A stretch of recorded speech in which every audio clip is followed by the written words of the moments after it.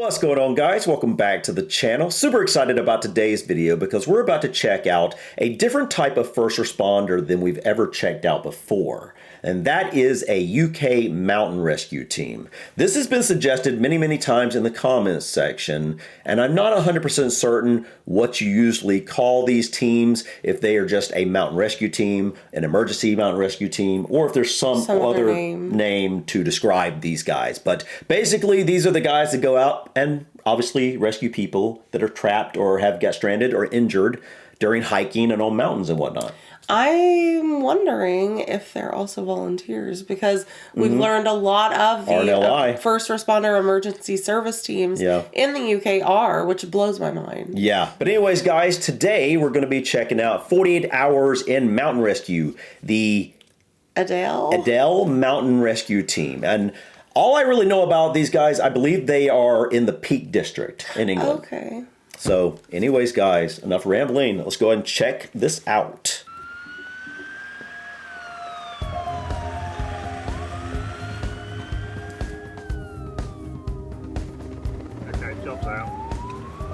You are dealing with a lot of trauma.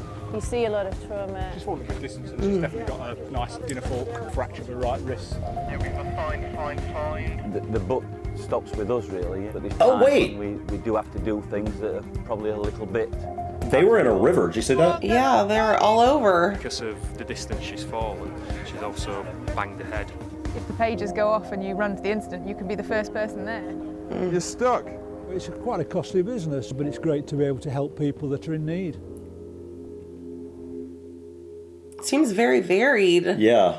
Never be boring. Wow, beautiful area. Is that a town? Looks like it. The Hope Valley is one of the honeypots of mountain rescue within the UK. We're one of the 3 busiest teams in the country, alongside Langdale and Ogwen Valley. But we have got all the eastern edges, so Stanage, Burbage, Millstone. Peak District's one of the busiest national parks, so we do see a lot of callouts. Because of the nature of the climate. Whoa, what is that? Steep. That's like a sheer drop, man. Wow. If they're going to fall off, they're going to hit the ground. So that's going to hurt and they're going to be a bit messy. So we do quite a lot of very serious injuries from pilots. So they're driving a Jeep. It's a sunny Sunday. No, I think it's like a Land Rover. Would you not call a Land Rover a Jeep? I just consider Jeep is a brand. No, I know, but I just consider all those types of vehicles No, Jeeps. it's like an all-terrain type. Yeah, I know, but so is a Jeep. Off-roading. Right? Yeah. These volunteers are racing out on their 48th emergency call-out of the year. Sounds like a fallen climber. 48th of the year? Near sounds like the informant's gone down to the pub to raise the alarm. Gone down to the pub Bircham's to raise Edge the alarm? is a popular spot for beginners. But today, one climber has had a serious fall. Everything's just leaving at this time. Details are quite limited at the moment. Possible arm injury, possible head injury. Robin Hood. We've got at the moment one of our paramedics is on his way up, and we're just waiting for an update from there. Make sure spare gases go as well. Yep. Well, thank God for people like this. I was about to say, yeah. Ambulance service paramedic ahead of us, so we're just now going up with all the kit we're going to need to evacuate. Wow, they got to carry it all in. I was about to say. Alison Kinlock had almost reached the top of this face when climbers nearby heard her calling for help. She was just above the ledge. Does she have a rope? I hope so.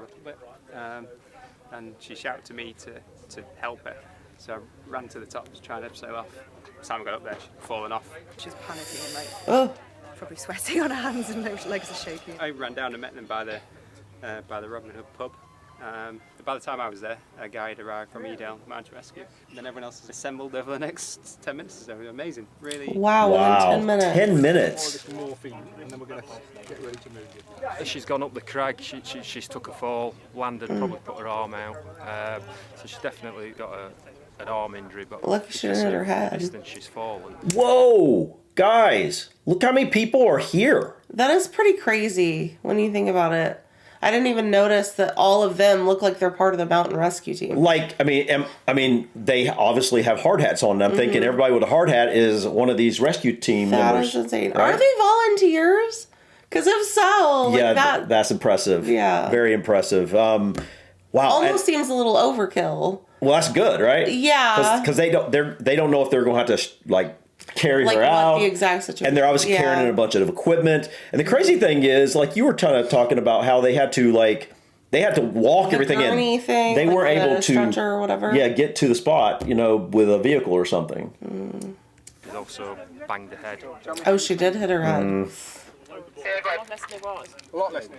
There is potential that she may have damaged the back, which we can't tell here. Oh, no. So what we do is we treat them as though they have damaged the back. Oh, so yeah. It's belt and braces and may seem a bit OTT, but from our point of view, it's better to be safe than sorry. OTT over the top? Yeah, it must be it. It's less than an hour since she fell, and already more than 20 volunteers. 20 volunteers, yes. Help. They're volunteers, and there are 20 of them there to rescue this one girl. That's amazing. That is amazing, guys. Seriously, that's incredible. I love that. Brits are awesome. Yeah, that's awesome, man. Wow. Really expecting a bit of a help me down, not a kind of an amazing response. It's ridiculous. It's really good. I don't know how many. Look at that. This is amazing. Props to these guys. Brace, lift. And gals. Yeah. Keep your feet out of the way, guys. That's great. We've got the casualty on the stretcher, so what we'll do is they'll hand over hand down this rough ground here. So that's the stretcher. That's where everybody comes in handy. Walking with it. Ready, literally. Brace, then when we get it down to the more even ground there, it'll go on the wheel and then straight down the track down to the ambulance at the car park.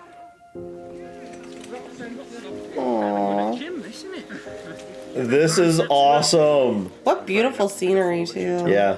And could have gone a lot worse, but it's all been pretty simple. So yeah, very, very lucky. Oh, it has wheels. Yeah, I saw that. One wheel, right? One big wheel.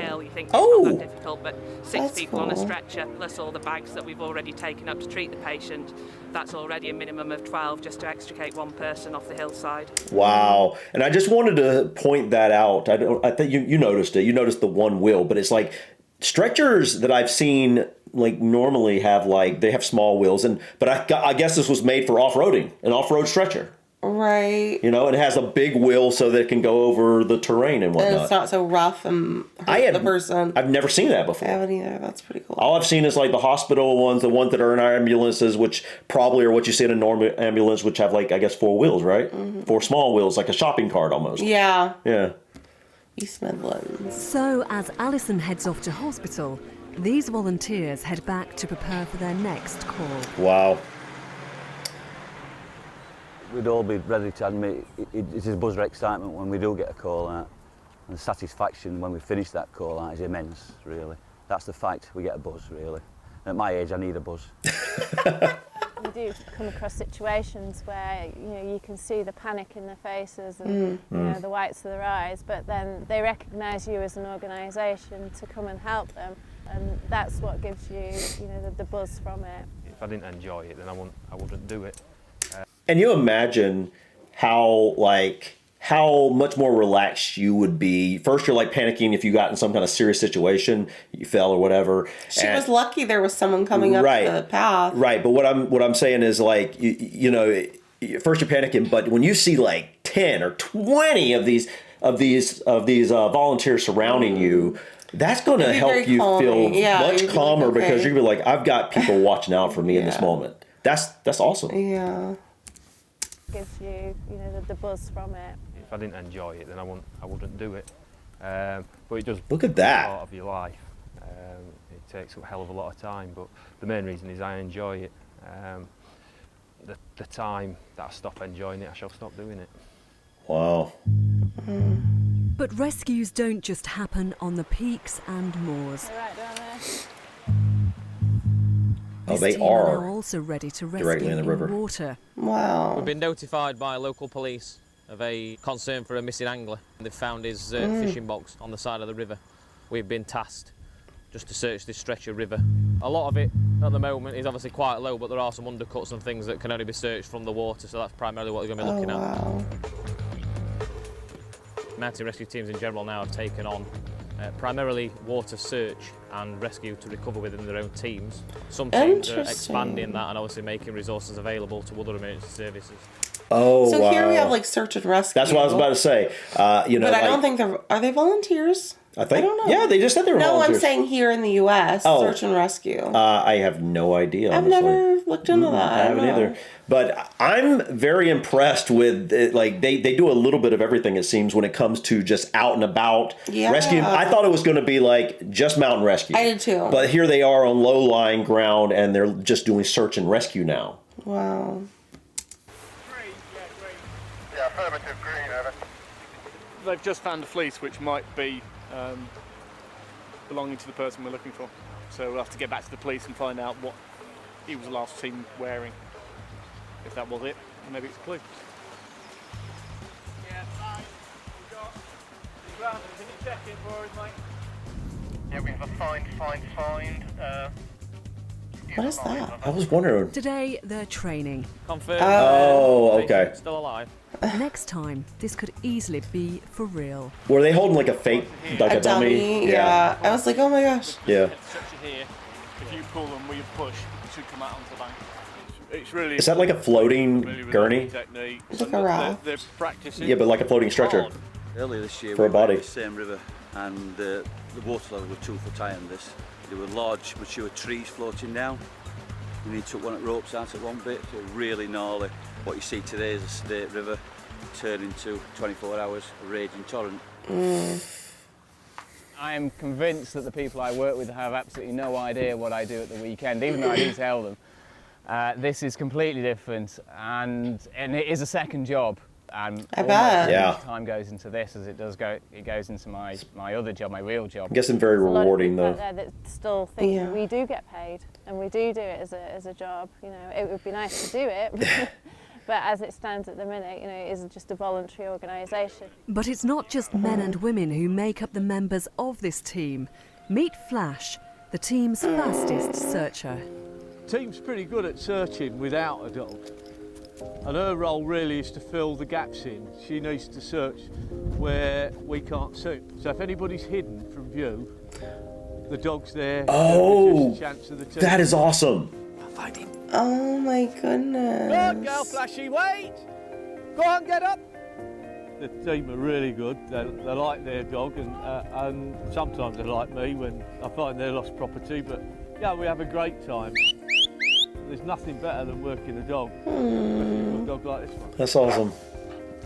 She's looking for that particular smell of somebody who's sat down or laying down in the undergrowth or behind a rock, something like that, and they can smell the different. Look at that dog, man. Where is he? He deserves lots of treats. Ah, what a good girl. We work as a bit of a small team around the Peak District and go outside as well. We went to Wales to help with the April Jones search, and lots of occasions go outside the Peak. Look at that, steep cliff. We'd have a job to become more professional whether we were paid or not. I really wouldn't want to get paid for it. It's based on climbers and walkers helping each other and volunteering within the community, and it'd be different if we were paid for doing it. It costs around £60,000 a year to run the team. That's it? I was going to say, I would have thought more. Yeah, like, to me, that doesn't seem like a lot for what they're doing. You know, like... Now, I don't know how many years ago this was and how the expenses have increased. Or... Sure, it's going to increase over time, but, you know, £60,000, like, this is something that I, on the surface, would have thought, even though they're volunteers, there's so many, you're having to, the vehicles and all the equipment they're using and everything, I would just assume that the lights of where they got the vehicles and everything. Do you think sometimes they have to use helicopters? Because you would think some places are pretty remote and you wouldn't be able to get to very easily. But if it only costs £60,000 a year, how are they going to operate a helicopter? That's what I'm saying. Unless it's rental or something, I don't know how that would work. But you're right. Like if you're in a far enough area away, you can't necessarily carry someone out, even if you have the stretcher or whatever. It's going to be very difficult. Yeah. Of that comes from donations. Wow, all donations. Yeah, definitely worth donating to these guys. People come along and they give us a lot of money, which is so generous of them, you know, especially at the moment, you know, because it's not easy for people to give out a lot of money to charities at the moment. So you know, they're keeping us going really with all those donations. Well, things have changed fantastically. When I first started, nobody got a vehicle, for instance. We used to have to go and pick up the stretchers in our own cars, those who've got cars. Wow. And chuck them in and take them along, picking other people up. The call-out system. That's crazy. It was my wife sitting on the phone, ringing round everybody, so she had something like 30-odd telephone calls. And now we've got all the pager systems and things like that, getting people out in a few minutes. 4 decent vehicles so that we can get out. A wonderful base now, whereas we had the original meetings in our kitchen around the table. Now we've got this wonderful base. We can have all of He was one of the originals then. Etc., etc. there. So it's a completely new world, really. That is This is so awesome. interesting. Yeah. I wonder if he's talking about just this specific team. I think he is. Because there's probably like a bunch of teams. No, there are. in the UK. Yeah, he was this. They said at the beginning this is one of the 3 most busiest in the UK. I think is what he said. And so obviously this is probably talking about his just their specific experience. Right. Wow. But they originally had to call like 30 people like at a time. Which makes sense. Yeah. I mean, had to carry stretchers in their cars. or on top of. Yeah. If they had a car, he said. Yeah. And now they have equipment, obviously. Wow. The team now does around 120 rescues every year. Wow. And everyone That's like brings a new one every 3 days. challenge. That's impressive. Received a phone call informing me of a person that had fallen in Crowdenbrook on Kinder Scout. The information came through, it was quite a significant fall, and that the lady may well be suffering from head injuries. She'd suffered a fractured skull, several the Air fractures. Force. Oh, Air Force okay. rescue. Interesting. So if they need airlift or something, so they call it in. That makes sense. Yeah, it does. She's got a punctured lung and some fractured vertebrae, so quite a sick casualty. Oh my goodness. We don't get to use the Sea King very often. It was a multi-trauma job, quite a difficult extraction, even though we used the aircraft. Without Wow. rescue being there, Would you do that? That lady would have been there for an awful long time. Very scary. The injuries that she got, it could have turned out different. So the Mountain Rescue Service is the only service that can deal with that type of incident. When the pages went off, I was actually first on scene from the team. So as we arrived, it was all fairly fresh. Mm. Pain in the lower limbs so far is all we've been. Small plane crash. It's not what you'd call the usual remit for mountain rescue. However, we do see every other year probably we have a call out to the gliding club. Ready? Glider. Yeah. There's a very active gliding club in our patch, and unfortunately, if there is a crash landing, it can be a fair distance away from the road. So our specialist skills in accessing countryside, if you like, can be used. Today, another climber needs their help on the country's busiest rock face. Oh, there's that long one we were seeing. From the police that there's someone with an injury. We don't know exactly the circumstances. This is the busiest rock face in the country? One of our kind of busiest and most popular call-out spots. So we go here. Or at least in this area. 20 times during the summer. They go there 15 to 20 times in the summer. Wow. Stretcher and wheel. Stretcher wheel. We've got holy. They've got to go all the way on. up there. Backboard. Wow.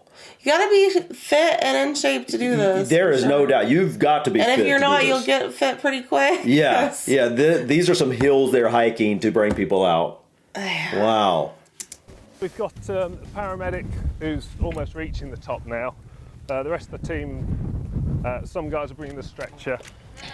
13-year-old Lawrence has just finished his toughest ever rock climb, but while scrambling back down, he's had a painful tumble. Shots law that after doing a decent climb, ankle crag, Lawrence was coming down the scrambles area knee on his own, eager to get back to get some lunch, and he's tumbled. Fortunately, he's had his helmet that saved him. Oh, that's good. Yeah, that is good.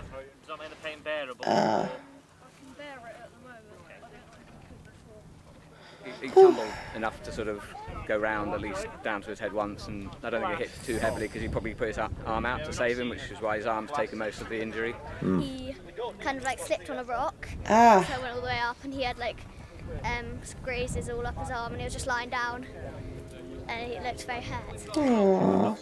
I thought it was scary. That you breathe in. Okay. It might make you laugh a little bit. Okay. So if need be, we can give you a little bit of that.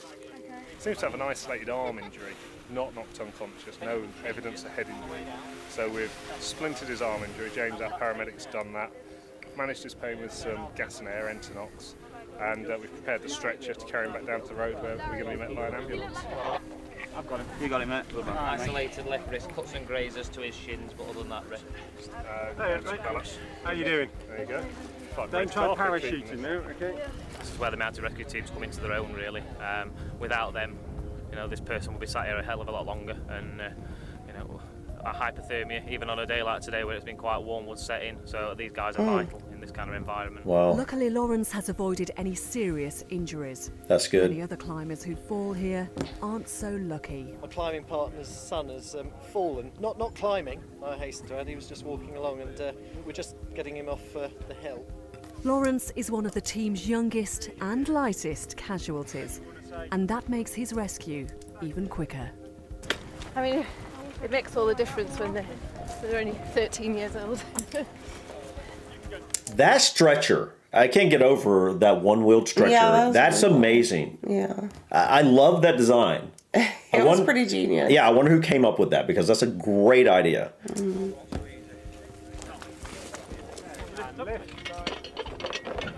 And lower. What we get told in advance is often very different to reality, so we always err on the side of caution. It's better having too many people than not enough and having to wait for extra team members to make it up there. Very cosy, and it was quite smooth actually. A happy casualty is always much better than a really hurt and upset casualty, so the lesser the injuries, the better, I suppose. Because it's only a minor injury, and he's obviously able to walk. His dad's happy to convey him, so that frees up the ambulance to go to another incident. So the fact that the mounted rescue being here to deal with that, it just frees that job up for them and means that there's ambulances available for other 999 calls.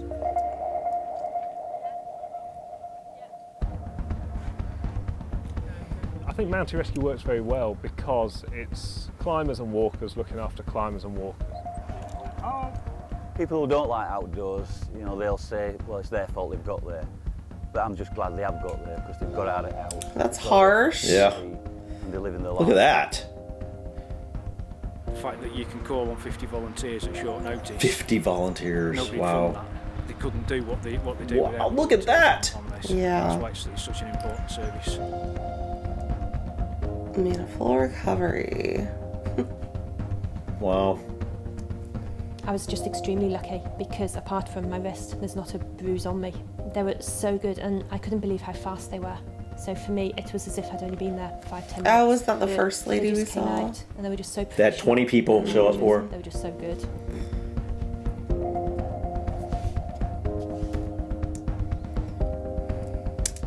Guys, Wow. this was incredible. It shouldn't surprise me because every volunteer team we've learned about so far out of the UK has just been above and beyond. Yeah, I will say, I personally, I don't know the backstory about any of the volunteer services, but I feel like they do such good work that you would think the government would want to fund this. Yeah, you would think. And I mean, I know the government has limited funds for everything, but this is an important service. Now, obviously, these people are willing to work without pay. They're willing to volunteer, and shout out to them. That's amazing. But should they have to? Well, even outside of that, even if you're talking about like, okay, volunteers, that's cool, but imagine the upgrade in equipment they could have. They could even maybe have their own helicopter, for example, if you know, if they had funding from the government. Yeah. But it sounds like people, you know, like this service enough that they're willing to fund it. I would. Just like the RNLI. Yeah, if I was in the area and I knew about it, you know, I lived there. Like, I don't even know. I might have to look around here if we have anything similar. Yeah. I didn't even know about something like this. Of course, we don't live near the mountains or the sea, you know, so like it's limited on what we would need rescuing from a cornfield, maybe. Yeah, corn stalk rescue team. Yeah, I guess that's what it would be around here. Oh, man. But guys, awesome. If you have any suggestions for emergency teams like this, you know, like this, like the RNLI, If there are some other ones we should know about, let us know in the comment section. These guys do a very important job, and they're all volunteers, and that's amazing. So shout out to them. But I think that's it for us today, guys. Thank you so much for stopping by. Please click that like button. Feel free to drop your comments and suggestions about this video or others. And don't forget to subscribe to continue to follow us on our journey. Until next time, peace. Bye.